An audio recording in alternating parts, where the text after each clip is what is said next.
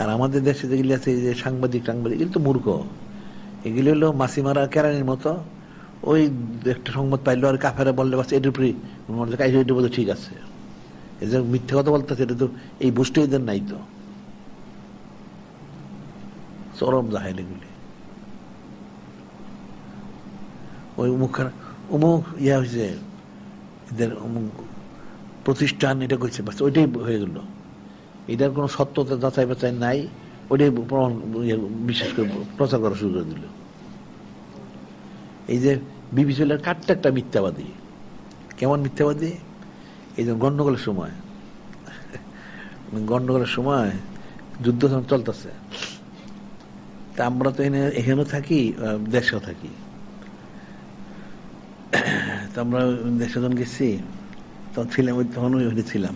তো বিবিসিতে সংবাদে বলতেছে বাংলাদেশের পুলিশ লাইন রাজারবাগ একদম ঘুরে ঘুরে ছাই করে ফেলাইছে, এলাকার কোনো জনবসতি নাই, একদম নিশ্চিহ্ন করে ফেলাইছে।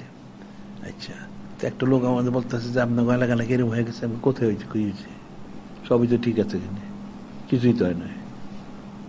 আর ওই কাফেরটা বিবিসিতে বলতেছে পুরা রাজারবাগ এসব মালিবাগ রাজার যত আছে পুলিশ বেড়ে সব সহ একদম গুঁড়ো হয়ে গেছে, অত কিছুই হয় না। ওইটা ওই 25শে মার্চের সময় শুধু পুলিশের যে ইয়েগুলি ছিল, ব্যারেকগুলি ছিল, ওগুলিতে তখন সিলেট হইল ওই 2.5 ফুট 3 ফুটের ওয়াল, এরপর বেড়া ছিল, উপরে হলো টিন। এটা ওই রাত্রেই তারা পড়ায় ফেলাইছে, ওই রাত্রেই পড়ছে, এরপর আর পড়ায় নাই। আর ওই যে যেটা একটা বিল্ডিং কয়তলা জানি না, তখন এটা 3 তলা একটা ভবনটা ছিল, পুলিশের মূল ভবনটা 3 তলা। আর এদিকে তো ছিল আর কিছু এখানে কয়েকটা কলোনি ছিল আর কি। এগুলি যাচ্ছে তাই আছে। এই 25শে মার্চের পর আর কোনো এখানে ক্ষয়ক্ষতি হয় না।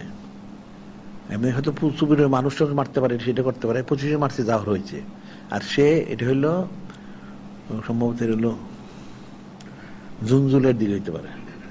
খুব সংবাদ প্রচার করতেছে যে সব গুঁড়া হয়ে ছাই হয়ে গেছে পুরা। তো ওই লোকটা বলতে যে কোনখানে ছাই হয়েছে,